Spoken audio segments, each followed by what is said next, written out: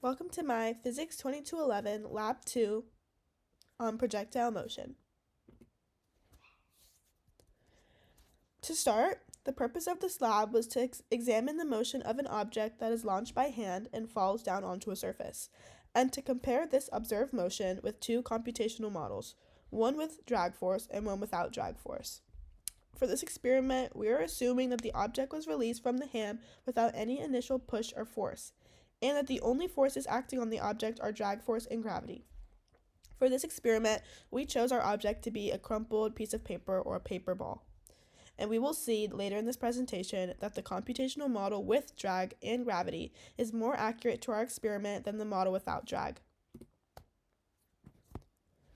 Some fundamental physical principles that were used was 1, drag force, which is minus b v squared v hat, where b is a proportionality constant and F drag is always opposite to the direction of the object's motion. Then, Newton's second law can be derived into the velocity and position update formulas, which were used in our computational models. For our experiment, we used Tracker, and our initial position is outlined there, along with our mass of 0.0045 grams and our initial time of 0 seconds. Our system here is the crumpled piece of paper, and the surroundings are the table, the hand, earth, and the air. Here is our video.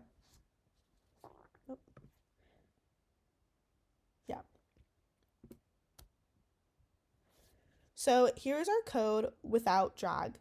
We can see that the mass is outlined at the top, along with the initial position and the average velocity, which was calculated from our data that was given to us by Tracker.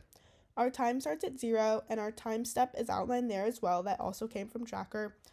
Our gravity is in there, and here our b value is denoted as 0 to represent no drag, and this value of 0 will cancel out any F drag constant seen later in the code.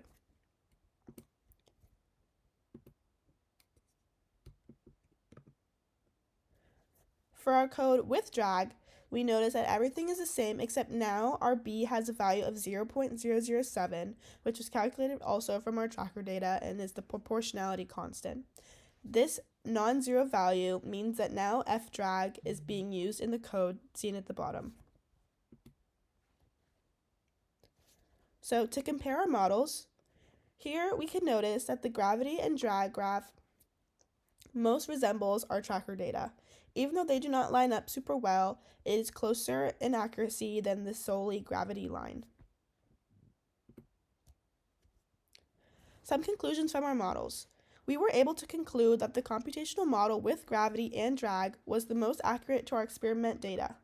The computational model without drag was less accurate because it did not account for the real-life influences of air resistance on our object.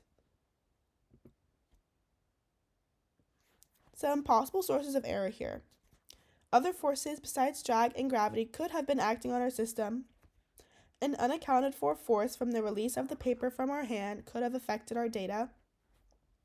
And potentially some errors when calculating the drag proportionality constant from the data we obtained from Tracker.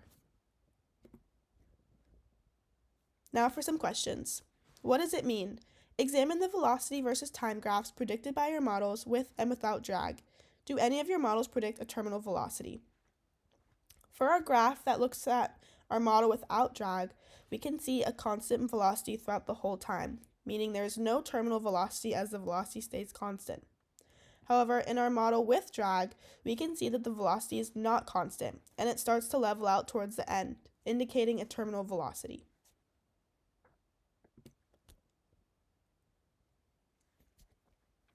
What if? Imagine if the objects were initially thrown straight up, with the same initial speed as in your experiment. Would the time this object takes to reach the ground or floor or table be the same, longer, or shorter than the time it took in your original experiment? As you can see, calculations for time are lined out for our experiment and for an experiment where we would have thrown the ball straight up. These times are derived from the kinematics equations at the top. Here we can see that it would actually take longer because the calculation for time for the purely vertical projectile motion is way greater than the time calculation for our experiment with horizontal motion.